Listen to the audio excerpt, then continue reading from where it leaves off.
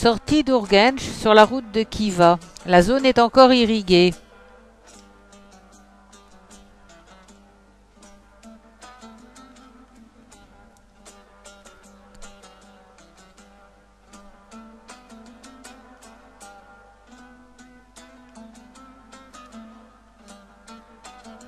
Un caravansérail pas encore animé parce qu'il est trop tôt. Et quelques vaches qu'on mène déjà pâturer au bord des routes. Toute la famille récolte le foin pour les animaux. Ici, chaque arpent de terre est cultivé. Vue sur la gare d'Urgench, là où arrive le Transcaspien.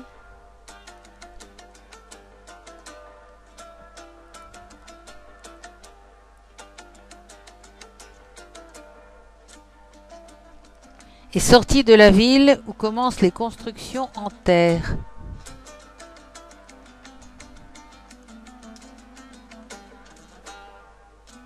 Encore un caravansérail qui sera bien animé tout à l'heure.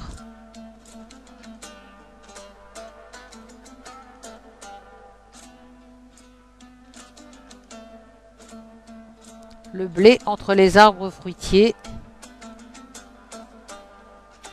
On longe les canaux d'irrigation où les enfants se baignent, où on lave la lessive, une roue à aube. Et toujours les canaux qui longent les maisons.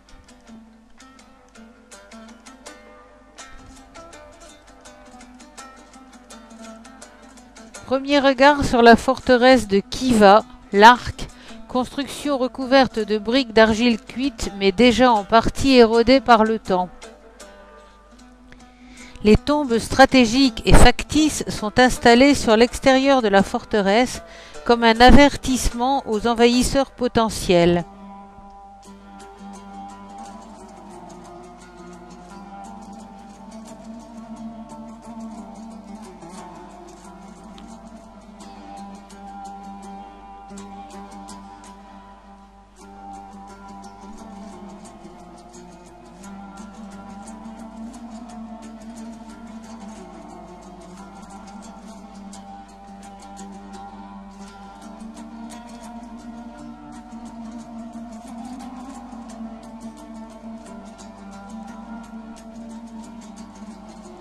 D'après les photos, je la croyais plus haute.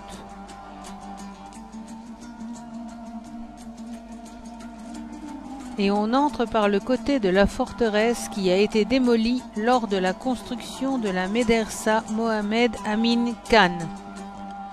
Cette médersa est devenue depuis un hôtel où nous allons loger. Façade extérieure de la médersa. 4 piliers aux 4 angles et des cellules Oujra qui donnent sur l'extérieur, ce qui est très inhabituel.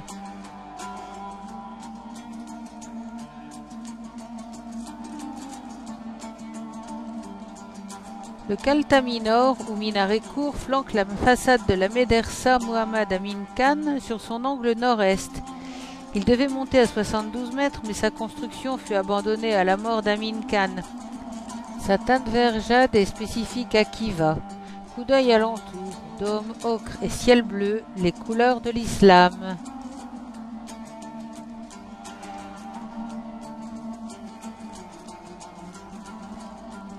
À l'intérieur, la porte de gauche mène à l'ancienne mosquée transformée en bar. Le décor de stuc blanc est impressionnant. Olga nous enregistre, Joseph examine les lieux.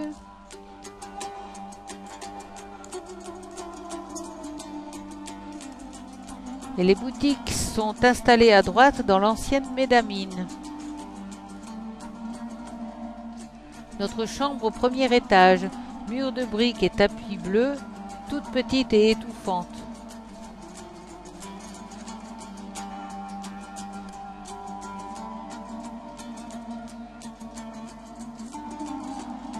La vue sur la cour est époustouflante.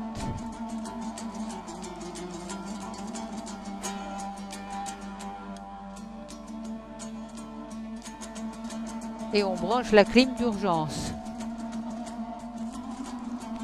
La porte de la médersa d'Amin Khan, la plus grande de Khiva à son époque, nous fait remonter le temps.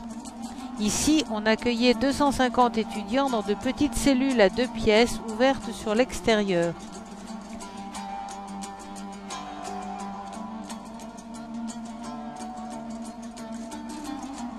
Une série de salles dans l'angle nord-est est reliée par une passerelle au Khalta Minor.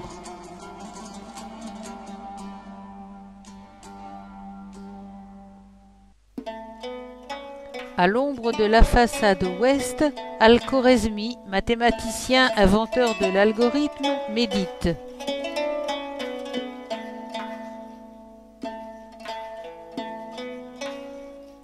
La porte principale de la citadelle, qui ouvre sur Ichan Kala, la vieille ville, se trouve à l'ouest et s'appelle Ota Darvoza. Elle date du XVIIIe siècle mais a été reconstruite en 1960.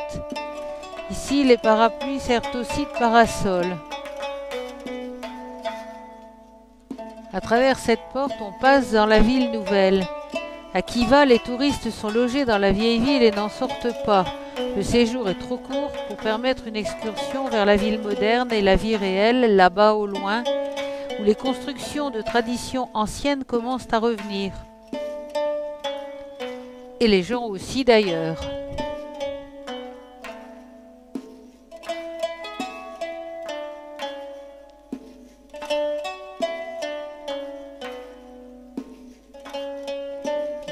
Ota Darvoza depuis la ville nouvelle. Ichan Kala, la vieille ville. Dans cette rue qui part d'est en ouest, les boutiques commencent à s'installer.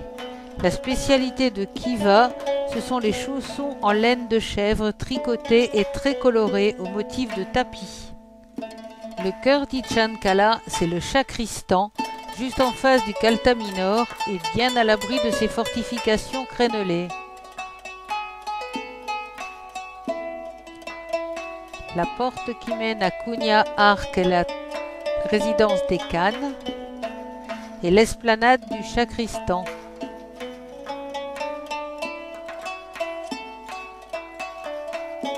Sur l'esplanade, des fours à pain, symbole pacifique s'il en est. Pourtant, les fondations de cette place datent du 5e siècle et elle a été sans cesse agrandie jusqu'au 19e par les camps successifs parce que c'était aussi la place des exécutions. Ici, la prison.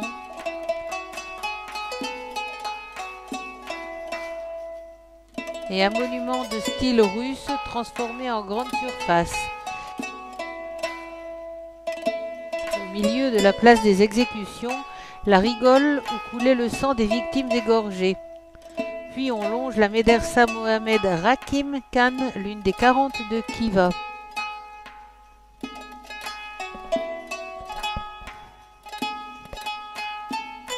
Kunia Ark, ou ancienne citadelle, est la résidence d'origine des Khan de Khiva, une place forte au milieu de l'enceinte. Une fois passée la porte dans la petite cour, on voit le puits, toujours en eau depuis l'époque des Khan. La structure des murs apparaît clairement. Un mortier d'argile assemble les briques cuites du bas du mur, protection contre l'humidité. Puis une couche de pisé recouvre le haut des murs, matériau fragile mais bon marché et très isolant. Dans l'angle opposé à la prison, l'hôtel des monnaies, qui expose les monnaies anciennes d'argent et de cuivre.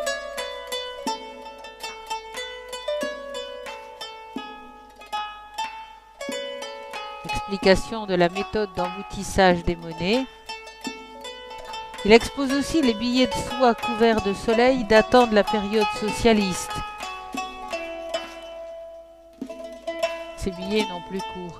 Des fontes d'imprimerie. Une maquette de la forge où étaient frappées les monnaies de Khiva. En face de l'hôtel des monnaies, la mosquée d'été. Les offices religieux s'y tenaient, mais aussi le tribunal de justice du Khan. Et voilà le pilier d'angle qu'on voyait de l'autre côté de la muraille quand on était dans la cour d'Ichan Kala. Les piliers soutenant le plafond de l'iwan ne sont pas d'origine et l'on voit nettement que le travail de sculpture des socles et des fûts est médiocre, voire inexistant. Les murs sont couverts de majoliques, carreaux de gypse peints dans les teintes spécifiques de Khiva, bleu, lapis-lazuli et turquoise. Jadis, les couleurs étaient tirées des pierres précieuses broyées. Ça n'est plus le cas pour les restaurations d'aujourd'hui aux teintes plus ternes. Les majoliques sont à la fois collées et clouées sur les murs. On voit parfaitement le clou. Joseph en train de passer dans la cour de réception par la porte des exécutions où les condamnés partaient vers la grande esplanade. Dans cette cour, le khan siégeait sous la véranda l'été ou dans la yourte installée sur le socle circulaire en hiver.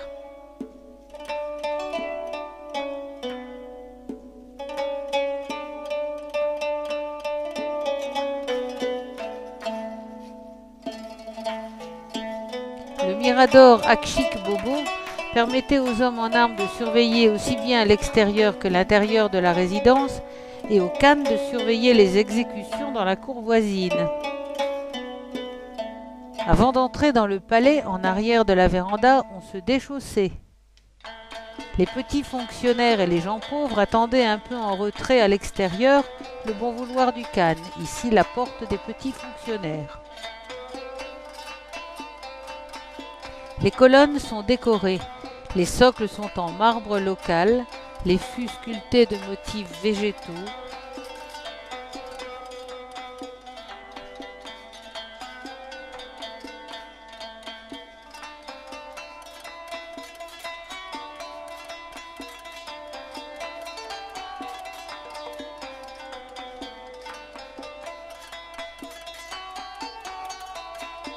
Ici, un socle couvert de textes persans.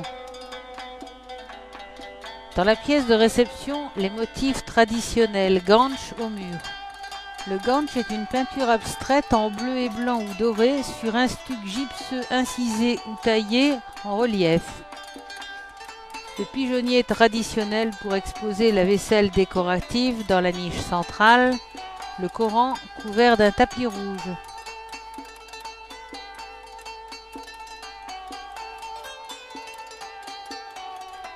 Dans l'alcôve, une reproduction du trône de bois recouvert d'argent émaillé.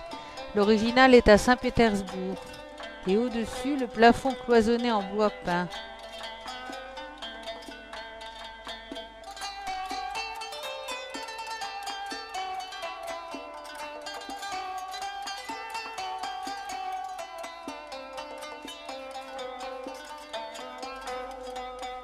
Même technique et presque même décor pour le plafond de l'iwan extérieur.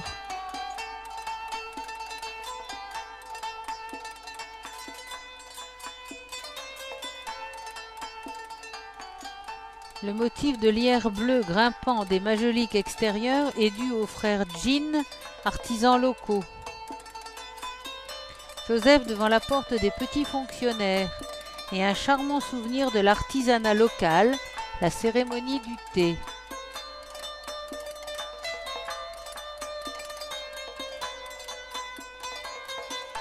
Un lit de repos devant le monument. Nous sommes en route vers le mausolée de Sayyid Alaoddin, situé au sud de la médersa Mohammed Rakim Khan. Au XIVe siècle, à l'ère mongole, Kulial Émir fit bâtir la tombe autour du tombeau Sagana du maître soufi Sayyid Alaoddin. Avec le temps, de nobles personnages sont venus se faire enterrer auprès du saint homme. Cette tombe est la plus ancienne construction de Khiva. Ces céramiques proviendraient de l'ancienne Urgench. Dans l'antichambre, les murs sont couverts d'inscriptions coraniques.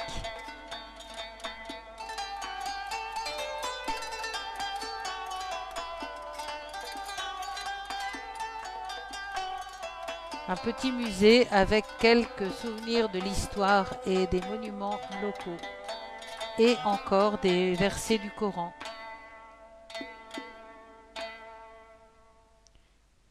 À Khiva, la nappe phréatique est trop haute pour qu'on enterre les corps sous le sol. On les pose donc dans des tombeaux aériens recouverts de cénotaphes décorés. Les couleurs du deuil sont les bleus, marine et turquoise et le blanc.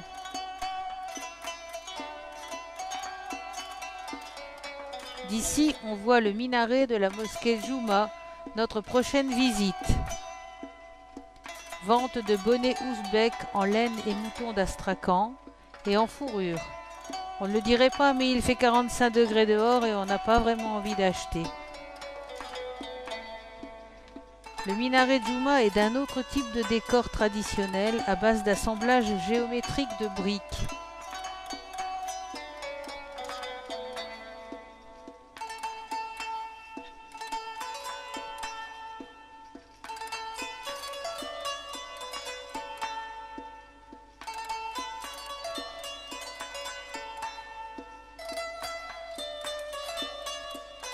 Ici, une tour couverte de céramique verte assez rare. Pendant l'occupation soviétique, Khiva a été transformée en musée et abandonnée par ses habitants, mais ils y reviennent peu à peu. La mosquée Jouma, ou mosquée du vendredi, est la mosquée principale dans chaque ville musulmane, celle qui rassemble les fidèles au culte du jour saint de l'islam. À l'intérieur de la mosquée, le visiteur ébahi découvre une forêt de 213 piliers en bois de Karagatch sculptés. La pénombre qui règne ici est odorante et paisible. 4 des plus anciennes colonnes proviennent de Khat, l'ancienne capitale du Khorezm au Xe siècle. 17 colonnes seront ajoutées vers l'an 1200 et la mosquée dans sa forme actuelle ne sera terminée qu'au XVIIIe siècle. Après le passage d'Alexandre le Grand, l'influence grecque se fait sentir même ici.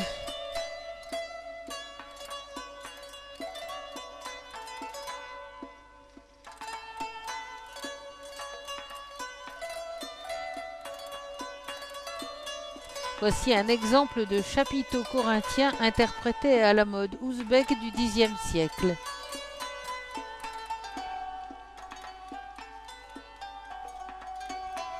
Chapiteau de type Ispahan à 3 lobes.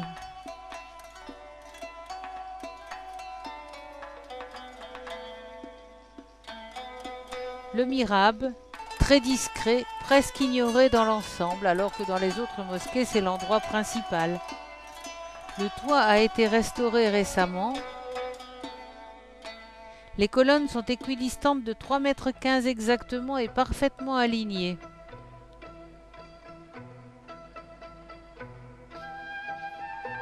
Autre colonne à chapiteau de type Ispahan.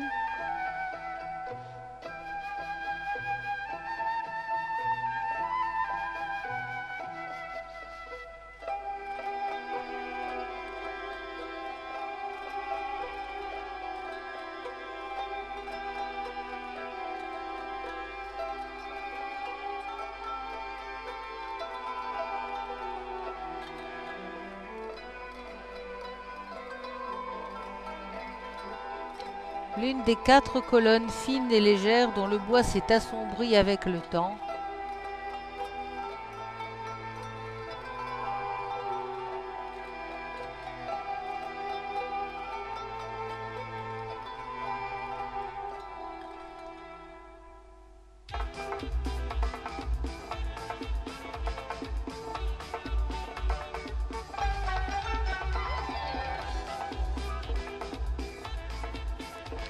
Ici, c'est une colonne en bois de cotonnier qui est un cadeau du gouverneur de l'Inde. Les sculptures sont très différentes de ce qu'on voit d'ordinaire. Il y a des torsades, des serpents, des fleurs de lotus au chapiteau.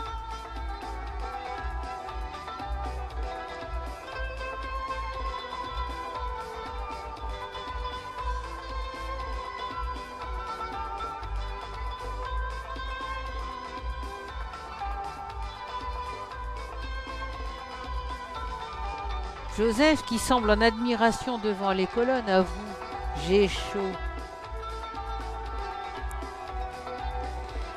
Peau de renard et astrakhan brun sur la route du repas, ça ne va pas nous rafraîchir.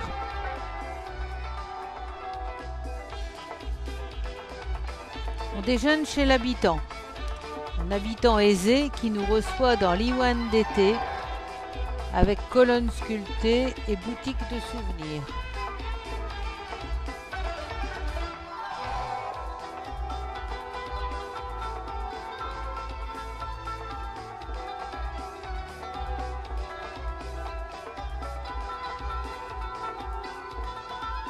Repas traditionnel ouzbek avec multiples petits plats d'entrée variés à base de légumes, fruits secs et salades.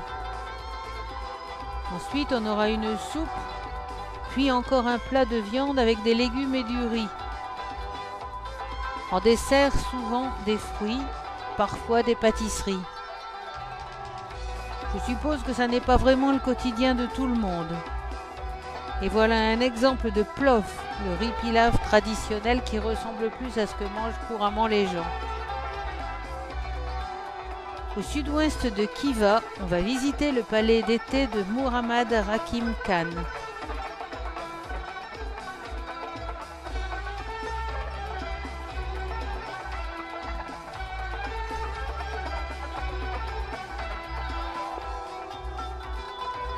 Le palais de Kubla Toza Beg, ou Jardin du Sud, a été restauré en 1992 pour le 150e anniversaire du Khan, mais les cours restent à l'abandon et dès la porte d'entrée on s'aperçoit de la dégradation de l'édifice, de l'humidité qui attaque les revêtements de torchis.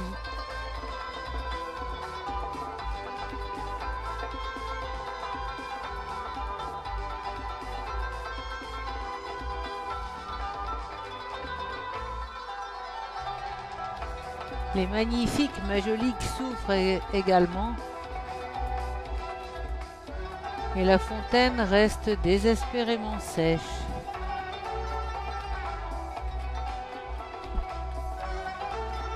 Ici, le Khan venait en été sans femme ni enfant, sans presque d'invités, pour avoir une retraite de quelques semaines.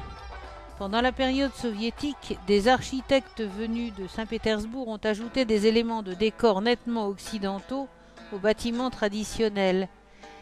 Ici, dans la cour des serviteurs, les versets du Coran se mêlent aux fenêtres carrées de style russe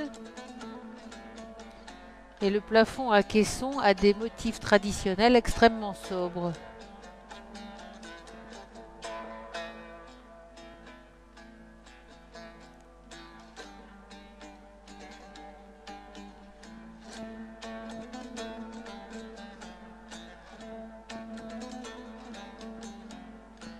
Par contre, dans la salle d'apparat, le plafond est tout à fait pompeux et de style résolument occidental.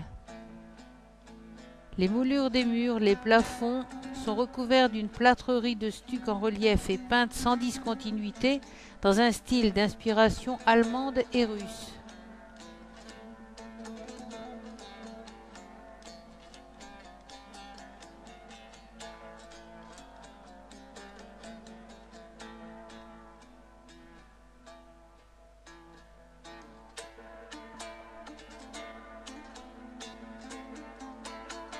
Dans la salle des hommes, la décoration est beaucoup plus sombre, beaucoup plus chargée.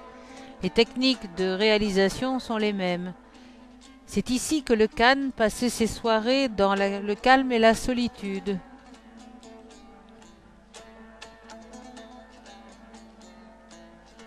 Nous traversons les environs de Khiva dans un rayon de 20 à 30 km.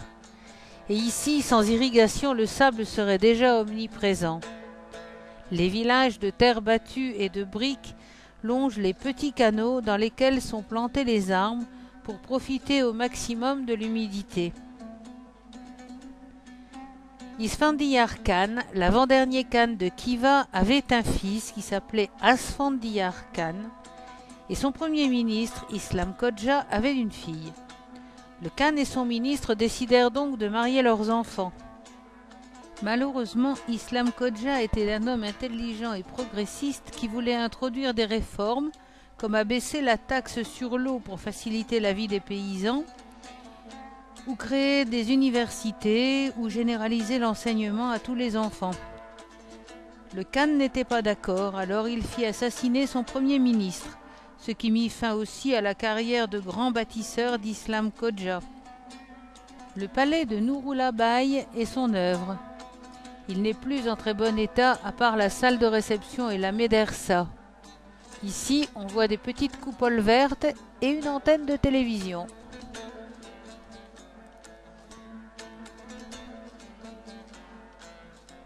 On entre dans un monde minéral, terre et murailles également ocre, écrasé de chaleur, avec en fond sonore le cri des corbeaux. Voici la cour d'apparat.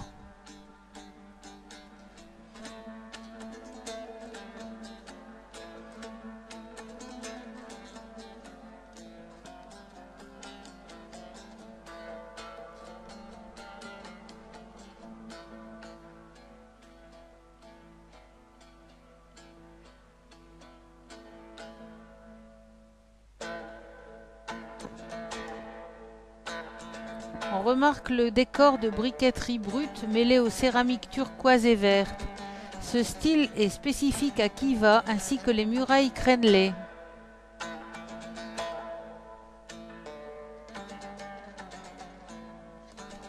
Et voici la statue du populaire Khan Mohamed Rakim II qui a remplacé celle de Lénine détrônée après la libération.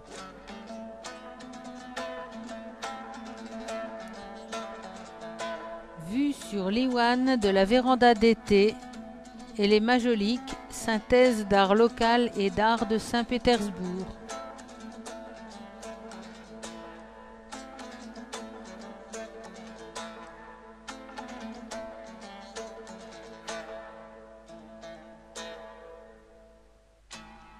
Dans l'antichambre.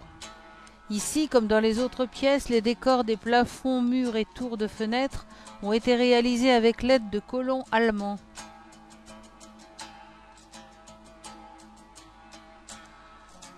Le style s'en ressent.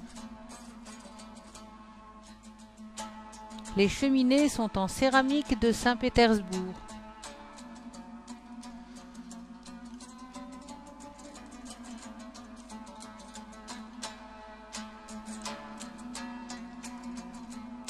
Le sol en marqueterie de la salle de réception, dans laquelle ne subsiste que le trône à baldaquin.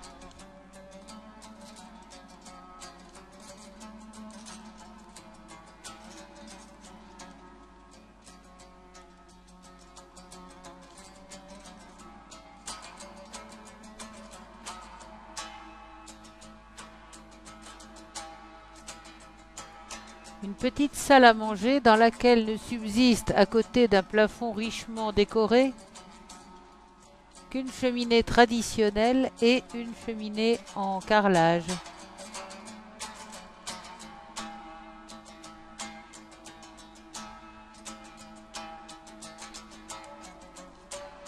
Autre plafond coloré.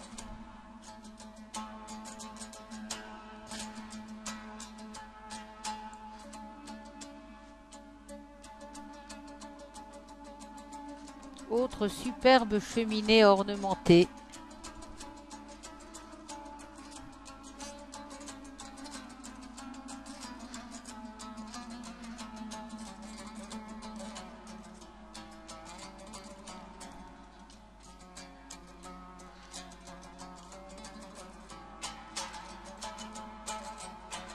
La salle octogonale dont les glaces reflètent à l'infini les pans colorés.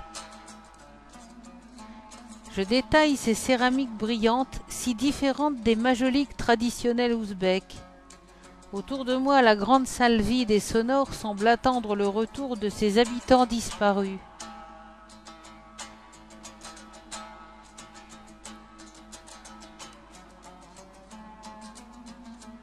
Un dernier regard au miroir.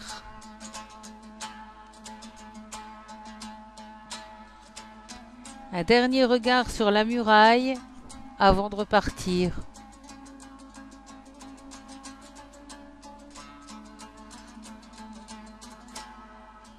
Les canaux d'irrigation à l'air libre sont très peu efficaces. Avec la température élevée de l'extérieur, l'évaporation est de plus de 40%.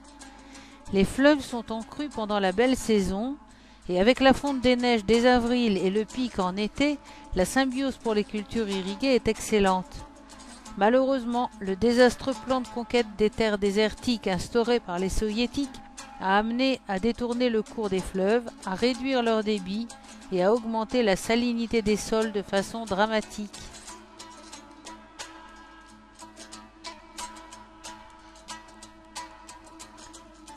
Retour à Khiva et sa grande muraille.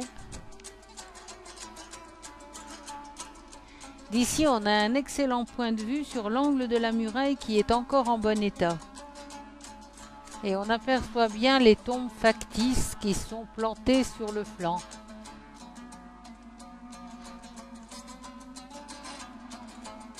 Plus loin, la muraille a été interrompue. Au bout de la rue, on aperçoit le plus beau et le plus grand des minarets de Khiva, le minaret Islam Khoja. À presque 45 mètres de hauteur, ces bandes de faïence verte émaillée dominent la coupole de style persan de la mosquée.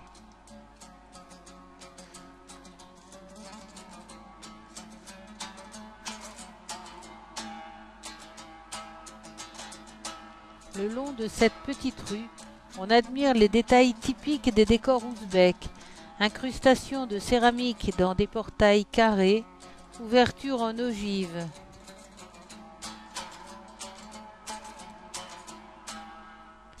Le musée de Komil Koresmou, dont on ne saura jamais ce que cela signifie, et les boutiques qui commencent à s'installer.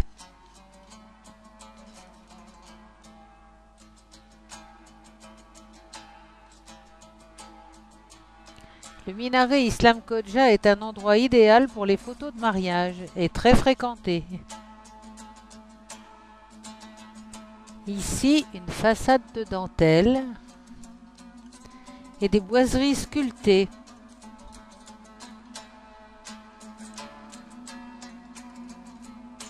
Nous arrivons au mausolée de Pahlavan Mahmoud. Ce héros folklorique, comme Nasreddin Hoxha, avait plusieurs identités. Il était Hercule et lutteur, poète perse anti-religieux et irrévérencieux, fourreur, et il est le saint patron de Khiva. Dès 1325, année de sa mort, sa tombe fut un lieu de pèlerinage. Le mausolée, construit en 1835, est le monument le plus réputé de la ville. L'iwan de la mosquée d'été, avec ses colonnes sculptées à chapiteaux disparates, le lit de repos pour les prières, le puits pour les ablutions traditionnelles, et il y a de l'eau, j'ai vérifié.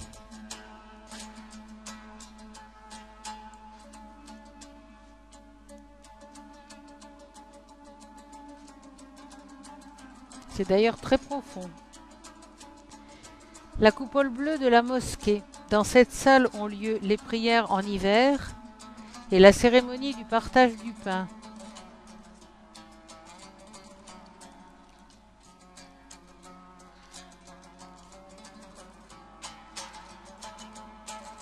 Le mihrab.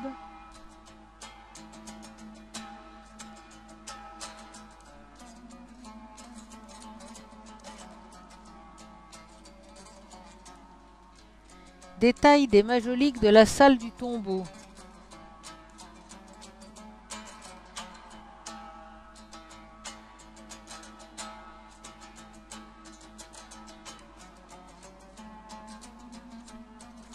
Ici, le mihrab tourne le dos à la Mecque, mais fait face à la tombe de Pahlavan Mahmoud. Cette tombe est protégée par des portes de bois incrustées d'ivoire que l'on n'ouvre jamais. Elle est donc un peu difficile à photographier.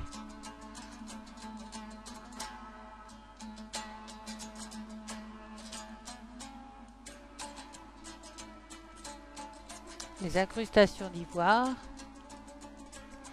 D'autres tombes ont été construites autour de celle du Saint-Homme, et il faut faire le tour des ruelles pour accéder à la nécropole derrière le mausolée. Ici, une variante vert turquoise du bleu islamique. Là, des versets du Coran ou des poèmes persans peut-être, avis aux experts.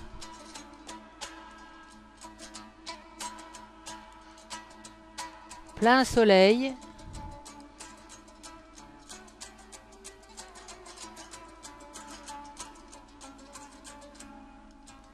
Un peu d'ombre et de fraîcheur. Les boutiques s'animent. Cartes postales, livres, pashmina synthétique.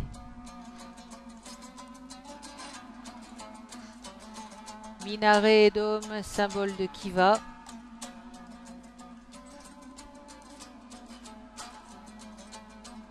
Et voilà les tombes des nobles personnages agglutinés sous la protection de Pahlavan Mahmoud.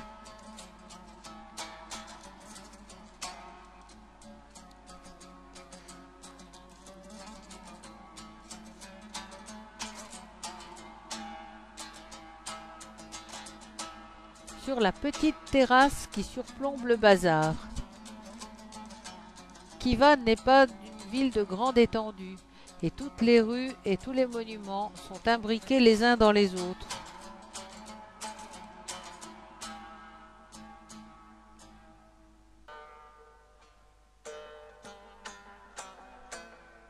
Les boutiques commencent à ouvrir et chaque porte est un antre de caverne d'Ali Baba. Là-bas, la muraille présente des créneaux un peu particuliers où subsistent quelques céramiques colorées. C'est la muraille du palais de Taj Kaoli.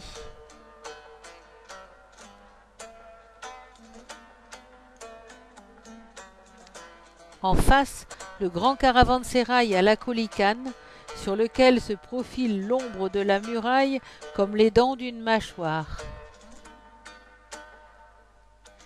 Il est devenu maintenant le grand magasin de produits orientaux Univermag, grandeur et décadence.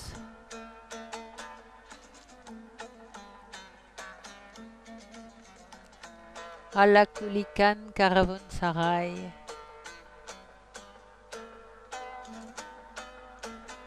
Un peu de nettoyage. Le palais de Taj Kaoli, ou palais de pierre, était le domaine de Lakoli Khan, maître brutal et impatient, qui fit empaler l'architecte qui osait trouver trop court le délai de 3 ans imparti pour construire et décorer un dédale de 163 pièces. Ici, l'ivan d'entrée.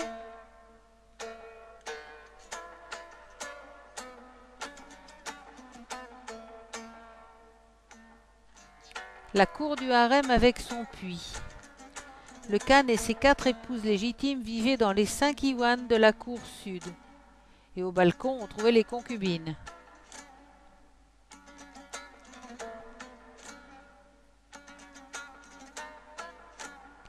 Les socles de colonnes sont en marbre sculpté.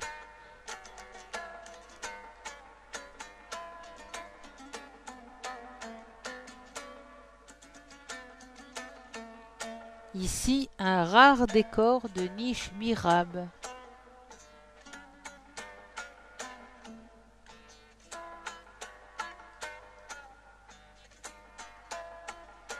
Et bien classiquement, tous les fûts sont en bois ciselé.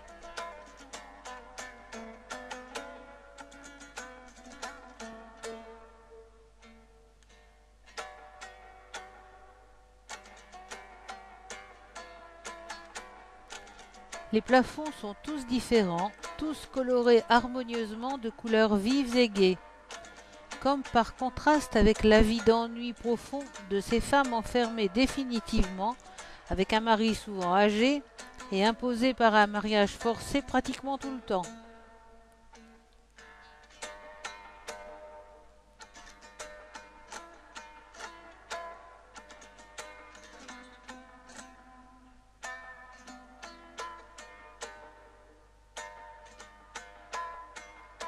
Autre iwan pour une autre épouse.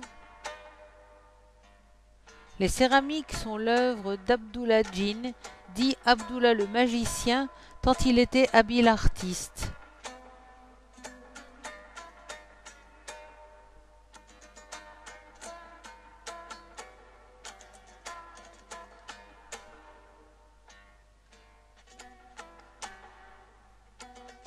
Encore un plafond différent.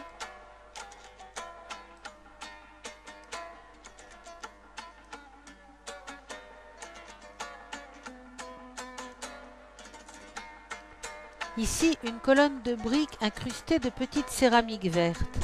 Chaque céramique est différente des autres, mais possède 3 parties. Supérieure, c'est la bonne pensée.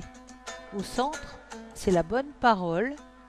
En bas, c'est la bonne action. Ces céramiques sont les clés pour l'ouverture du paradis. N'oubliez pas que nous sommes au pays des 1001 nuits.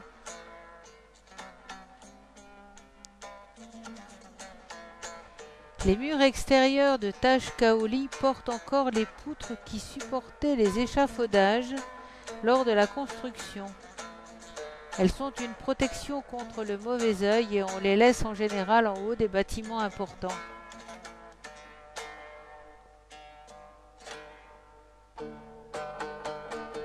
En se promenant dans la ville désertée, dans la chaleur écrasante de l'après-midi, même compte tenu des mouvements du caméscope, on a l'impression que certaines verticales sont approximatives.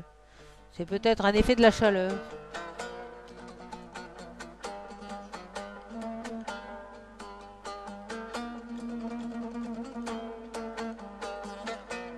Quand même, c'est le pays de l'algorithme.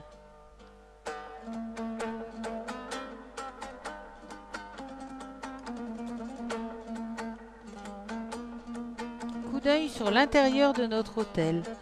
Depuis le balcon au premier étage, on voit la cour intérieure avec à l'arrière le Calta Minor. Vue plongeante sur le bar encore fermé jusqu'au coucher du soleil.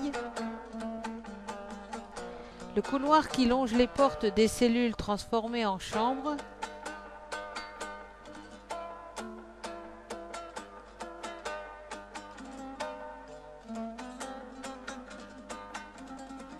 Les portes sculptées traditionnellement. Et au bout du couloir, l'escalier en colimaçon qu'il faut descendre avec précaution pour ne pas se cogner à l'escalier de l'étage du dessus. Les étudiants devaient être petits. La nuit est tombée et avec elle arrive un peu de fraîcheur. C'est tout relatif d'ailleurs. Et une bonne bière pour Joseph, premier arrivé. Les médersas sont devenus des lieux de débauche.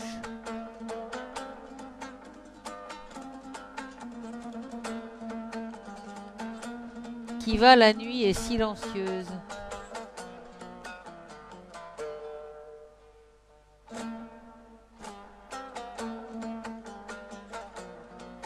Et elle n'est pas non plus très éclairée.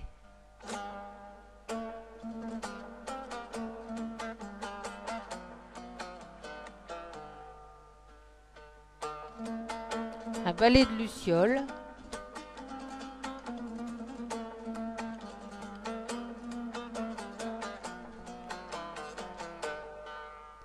Quelques illuminations.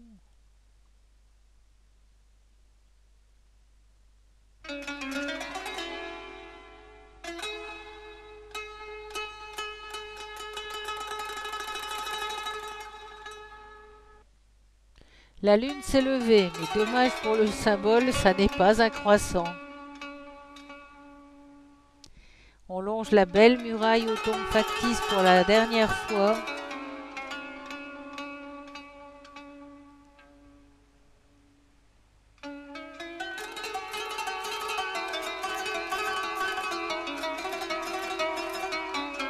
La région est irriguée par les canaux venus de l'Amou Daria et on y trouve du blé et des légumes en suffisance.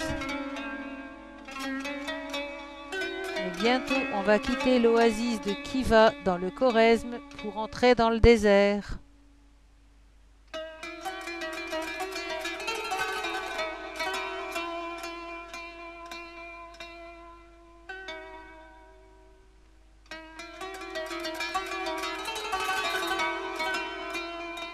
Le sol doit être inondé, puis asséché et la croûte de sel enlevée parce qu'il n'est pas propre à la consommation avant qu'on puisse de nouveau arroser pour les cultures. Ça, c'est le résultat de la stratégie hydraulique de l'époque soviétique.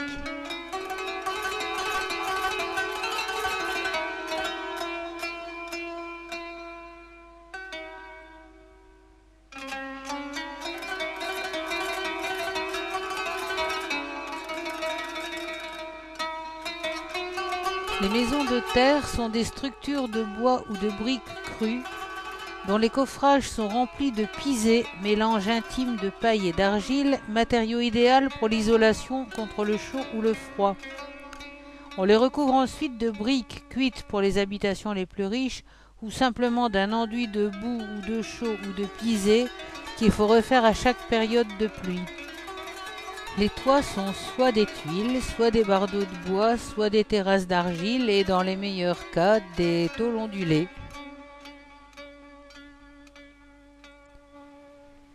En dehors des villes, la vie des Ouzbeks est très simple et basée sur une économie de subsistance où chacun doit participer aux cultures, aux soins des animaux, à la récolte du fourrage, à la récolte des fruits. L'instruction des enfants dans les campagnes est un vœu pieux. C'était peut-être le cas à l'époque soviétique, ça ne semble plus être le cas maintenant.